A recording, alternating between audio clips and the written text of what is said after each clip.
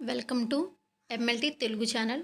ఈరోజు నేను మీ ముందుకు ఒక కొత్త టాపిక్ అయితే తీసుకొచ్చానండి. ఆ టాపిక్ ఏంటి అంటే బీఎస్సీ ఎంఎల్టీ వాళ్ళకి సీట్ అలాట్మెంట్ అనేది ఏ విధంగా జరుగుతుంది అనేది తెలియడం కోసం ఈ యొక్క వీడియో అనేది చేస్తున్నానండి. సో ఇన్ఫర్మేటివ్ వీడియోని మీకు అనిపిస్తే ఖచ్చితంగా లైక్ చేయండి. అండ్ ఇప్పటివరకు ఎవరైనా ఛానల్ సబ్స్క్రైబ్ చేసుకోకపోతే సబ్స్క్రైబ్ చేసుకోండి. ఎందుకోసం సబ్స్క్రైబ్ చేసుకోమని చెప్తున్నానంటే మీకు నోటిఫికేషన్ అనేది ఇచ్చినప్పుడు ఇక బీఎస్సీ ఎంఎల్టీకి అడ్మిషన్కి సంబంధించి ఖచ్చితంగా దాని మీద వీడియో అయితే నేను చేస్తాను. కాబట్టి మీరు సబ్స్క్రైబ్ చేసుకుంటే మీకు నోటిఫికేషన్ రూపంలో నా యొక్క వీడియో అనేది రావడం జరుగుతుంది. సో మీకు టైం అనేది వేస్ట్ అవ్వకుండా నెక్స్ట్ మీరు ఫర్దర్ ప్రాసెస్ అనేది మీరు ఫాలో అవ్వచ్చు. సో దానికోసం సబ్స్క్రైబ్ చేసుకోమంటున్నాను. అండ్ నెక్స్ట్ కాంపిటేటివ్ బిట్స్ కూడా చెప్తున్నాను ఇందులో. సో అవి కూడా మీకు ఎంతో కొంత యూజ్ అవుతాయి, యూజ్ అవ్వకుండా అయితే ఉండవండి. సో అందుకోసమే సబ్స్క్రైబ్ చేసుకోండి. అండ్ మీకు ఇంకా ఏమన్నా టాపిక్ కానివ్వండి, లేదంటే ఏదైనా ఇన్ఫర్మేషన్ కావాలంటే కింద కామెంట్ సెక్షన్లో తెలియచేయండి. అండ్ ఇప్పుడైతే లేట్ చేయకుండా టాపిక్లోకి అయితే వెళ్ళిపోదామండి. AP BSc paramedical seat allotment 2021-2022. Okay అండి. ఎవ్రీ ఇయర్ మనకి 2021 అంటే ఈ యొక్క అకాడమిక్ ఇయర్ స్టూడెంట్స్ ఎవరైతే ఉన్నారో ఈ 2021-2022లో జాయిన్ అవ్వాలనుకుంటున్న వాళ్ళ కోసం ఈ వీడియో అయితే చేయడం జరుగుతుందండి. AP BSc paramedical seat allotment అనేది ఏ రకంగా జరుగుతుంది, ప్రతి ఒక్క స్టూడెంట్లోనూ కొంచెం టెన్షన్ అనేది ఉంటుందండి. ఏంటి అంటే ఈ సీట్ అలాట్మెంట్ అనేది ఎలా జరుగుతుందో ఏంటో, మనకి సీట్ వస్తుందా రాదా, ఈ డౌట్స్ అన్నీ కూడా ఉంటాయి. సో ఈరోజు నేను ఆ యొక్క డౌట్స్ అన్నీ కూడా క్లియర్ చేయాలనుకుంటున్నాను. సో కాబట్టి ఫస్ట్ నుండి ఎండ్ వరకు కూడా కంప్లీట్గా వినండి. సో అప్పుడే మీకు కంప్లీట్ ఇన్ఫర్మేషన్ తెలుస్తుంది. ఓకే, ఫస్ట్ పాయింట్ కనుక మనం చూసినట్టయితే AP BSc paramedical technology seat allotment is done on the basis of merit list which are created based on the following criteria. ఇక్కడ మీకు ఈ యొక్క పాయింట్కి ఆ యొక్క మీనింగ్ ఏంటి అంటే ఏపీ అంటున్నాం కదండి, అంటే ఆంధ్రప్రదేశ్ స్టేట్కి సంబంధించి BSc paramedical technology seat allotment అనేది మెరిట్ బేస్ మీద ఉంటుంది. అండ్ ఏంటి అంటే which are created based on the following criteria. అంటే ఫస్ట్ మనకి మెరిట్ బేస్ మీద చూస్తారా, అండ్ నెక్స్ట్ ఏంటంటే వాళ్ళకున్న ఎలిజిబిలిటీ అనేది చూస్తారు. ఓకే, వాళ్ళకున్న క్రైటీరియా ఏముంది అనేది కూడా అబ్జర్వ్ చేస్తూ ఉంటారు. ఓకే, అండ్ నెక్స్ట్ ఏంటంటే అదే ఎంట్రన్స్ ఎగ్జామ్ బట్టి జాయిన్ అయ్యే వాళ్ళైతే ఎంట్రన్స్ ఎగ్జామ్ యొక్క స్కోర్ అనేది చూస్తారు. అండ్ నెక్స్ట్ మార్క్స్ కూడా చూస్తారండి. ఓకే, అండ్ నెక్స్ట్ పాయింట్ కనుక మనం చూసినట్టయితే అసలు ఫస్ట్ ప్రియారిటీ అనేది ఎవరికి ఇస్తారు అనేది కనుక మనం చూడాలండి. ఖచ్చితంగా తెలుసుకోవాల్సిన విషయం కూడా ఇది మనకి. Okay, the first priority will be based on the aggregate percentage of marks obtained in botany, zoology, physics and chemistry or optional subjects in the class 12th exam. అంటే ఫస్ట్ ప్రియారిటీ అనేది బేస్ చేసుకుంటారండి. ఆ యొక్క first ప్రియారిటీలో కూడా percentage of marks obtained, అంటే ఆ యొక్క percentage యొక్క మార్క్స్ని బట్టి, అంటే బాటనీ, జువాలజీ, ఫిజిక్స్ అండ్ కెమిస్ట్రీలో ఎవరికైతే మార్క్స్ అనేవి వస్తాయో, ఓకేనా, ఆ యొక్క పర్సంటేజ్ మార్క్స్ని బట్టి అండ్ ఆర్ ఆప్షనల్ సబ్జెక్ట్స్. ఇంకా రిమైనింగ్ ఏంటంటే మరి ఇవి మాత్రమేనా మేడం అని మీకు డౌట్ రావచ్చు. ఇవే కదమ్మా, ఇంకా రిమైనింగ్ మనకి వొకేషనల్. ఓకే, వొకేషనల్లో ఎంఎల్టీ ఎవరైతే చేశారో MLT with bridge course. Okay, నేను పర్టికులర్గా చెప్తున్నానండి. ఇక్కడ ఎంఎల్టీ విత్ బ్రిడ్జ్ కోర్స్ ఎవరైతే చేశారో వాళ్ళకి కూడా ఇది ఎలిజిబిలిటీ అనేది ఉంటుంది.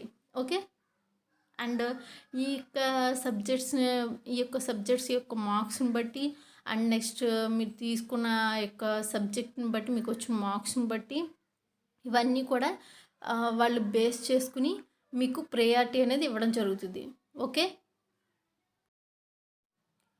అండ్ నెక్స్ట్ పాయింట్ కనుక మనం చూసినట్టయితే in the case of 2 candidates having equal marks, అంటే ఇద్దరు క్యాండిడేట్స్కి ఒకే రకమైన మార్క్స్ వస్తే, ఎందుకంటే ఇది స్టేట్ వైజ్ జరుగుతుంది కాబట్టి ఒకే రకమైన మార్క్స్ వచ్చే అవకాశం చాలా ఎక్కువే ఉంటుంది. కాబట్టి ఒకే రకమైన మార్క్స్ కనుక ఇద్దరు స్టూడెంట్స్కి వస్తే the older candidate will be given a higher priority on the merit list. అంటే ఎవరైతే అందులో ఓల్డర్ క్యాండిడేట్ అనే వాళ్ళు ఉంటున్నారో వాళ్ళకి హయ్యర్ ప్రియారిటీ అనేది ఇచ్చేస్తారండి ఆటోమేటిక్గా. ఓకే, అండ్ నెక్స్ట్ కనుక చూసినట్టయితే in the case of 2 candidates of the same age having equal marks. In case కొన్ని కేసెస్లో మనకి ఏం జరుగుతూ ఉంటుంది అంటేనండి, ఇక్కడ 2 క్యాండిడేట్స్ అంటే ఇద్దరు స్టూడెంట్స్కి సేమ్ ఏజ్ ఉండి అండ్ సేమ్ మార్క్స్ కనుక ఉన్నట్టయితే అప్పుడు ఎలా కంపేర్ చేస్తారంటే the aggregate percentage in all the subjects will be compared. అంటే వాళ్ళకు వచ్చిన అన్ని సబ్జెక్ట్స్ని బట్టి కంపేర్ చేసి అందులోంచి సెలెక్ట్ చేసుకోవడం జరుగుతుంది.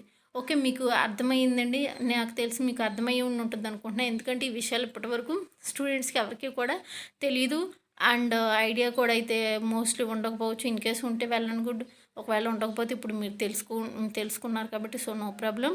అండ్ మీకు ఈ వీడియో కనుక ఖచ్చితంగా నచ్చినట్టయితే ఫస్ట్ లైక్ చేయండి. ఇప్పటివరకు ఎవరైనా లైక్ చేయకపోతే అండ్ ఇప్పటివరకు ఎవరైనా సబ్స్క్రైబ్ చేసుకోకపోతే ప్లీజ్ సబ్స్క్రైబ్ చేసుకోండి. అండ్ నెక్స్ట్ ఇంకొక పాయింట్ ఉంది, అది కూడా నేను మీకు చెప్పేస్తాను. అండ్ లాస్ట్ పాయింట్ అండి ఇది, బట్ నాట్ లీస్ట్. ఓకే, కొంచెం కేర్ఫుల్గా వినండి. అండ్ ఓకే, ఇప్పుడు ఈ పాయింట్ అయితే నేను చెప్పేస్తానండి మీకు.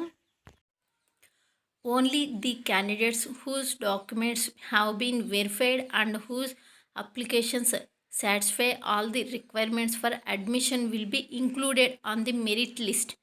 Application that are incomplete or defective as per the regulations and or eligibility criteria will be rejected.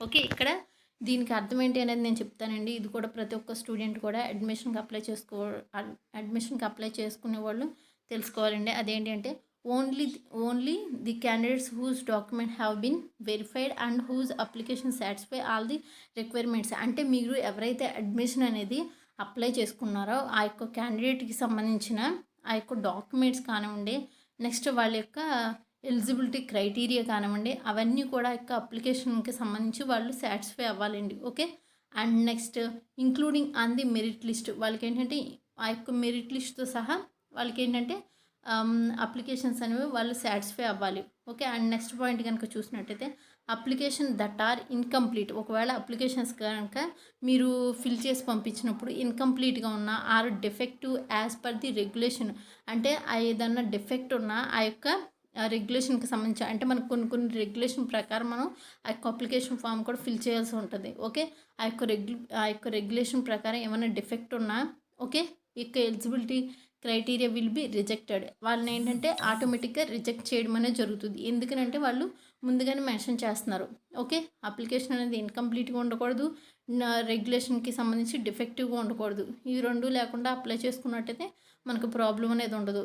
ఎందుకంటే చాలామంది ఈ యొక్క కోర్సుకి సంబంధించి అప్లై చేస్తూ ఉంటారు కాబట్టి మనది ఏదన్నా చిన్న ఫాల్ట్ ఉన్నా కూడా మన యొక్క అడ్మిషన్ అనేది వాళ్ళు సాటిస్ఫై అవ్వకపోతే మనకి సీట్ అనేది అలాట్ చేయడం కష్టమండి. సో అందుకనే అన్నీ కూడా డాక్యుమెంట్స్ కానివ్వండి, మీరు అప్లోడ్ చేసేటప్పుడు కానివ్వండి, మీకు అప్లికేషన్ ఫిల్ చేసేటప్పుడు కానివ్వండి, ఇవన్నీ కూడా వాళ్ళకి ఏంటంటే కంప్లీట్గా పంపడానికి మోస్ట్లీ ట్రై చేయండి. ఓకే అండి, ట్రై చేస్తే మాత్రమే మనకి వస్తుంది అన్న హోప్ అయితే మనం పెట్టుకోవచ్చు. ఓకే, ఇందులో ఏది ఇన్కంప్లీట్గా ఉన్నా కూడా మీకు ఇబ్బంది అనేది చెప్పొచ్చు. అండ్ ఇంకొక విషయం కూడా నేను ఇప్పుడు చెప్తున్నానండి. అదేంటి అంటే మేడం, మరి మీరు ఇప్పుడు అడ్మిషన్ సీట్ అలాట్మెంట్ అనేది ఎలా జరుగుతుందో చెప్తున్నారు, మరి ఇక్కడ నోటిఫికేషన్ అనేది రిలీజ్ అయ్యిందా మేడం అని చెప్పి డౌట్ అనేది మీకు రావచ్చు. నోటిఫికేషన్ అయితే ఇంకా రిలీజ్ అవ్వలేదండి, ఏపీ కానివ్వండి తెలంగాణ కానివ్వండి. ఓకే, సో మీకు ఏవైతే సర్టిఫికేట్స్ కావాలని చెప్పి నేను వీడియో చేశానో మీరు ఆ వీడియో కనుక చూసి ఆ యొక్క సర్టిఫికేట్స్ అన్ని ఆర్డర్లో పెట్టుకుని జాగ్రత్తగా ఉండండి. సో అడ్మిషన్ అనేది ఇవ్వంగానే నేను ఖచ్చితంగా మీకు నోటిఫికేషన్ అనేది ఇవ్వంగానే నేను ఖచ్చితంగా వీడియో అనేది చేస్తాను కాబట్టి మీరు అప్లై చేసుకోవడానికి అవకాశం ఉంటుంది. మీకు బీఎస్సీ ఎంఎల్టీ గురించి ఇంకా ఇన్ఫర్మేషన్ కావాలనుకున్న వాళ్ళు ఖచ్చితంగా నా ఛానల్ సబ్స్క్రైబ్ చేసుకుంటే మీకు అండ్ నెక్స్ట్ ఏంటంటే సబ్స్క్రైబ్ చేసుకుంటే సరిపోతుందండి. బెల్ ఐకాన్పై క్లిక్ చేసి ఆల్ అండ్ నోటిఫికేషన్ మీద క్లిక్ చేస్తే మాత్రం నా వీడియోస్ అని మీకు వస్తాయి, లేదంటే వీడియోస్ మిస్ అయ్యే అవకాశం ఉంటుంది. ఓకే, ఈ యొక్క ఇన్ఫర్మేషన్ కనుక మీకు నచ్చినట్టయితే please subscribe my channel and మీ ఫ్రెండ్స్కి రిలేటివ్స్ కూడా షేర్ చేయండి. ఇప్పటివరకు ఎవరైనా లైక్ చేయకపోతే లైక్ చేయండి. Thank you for watching.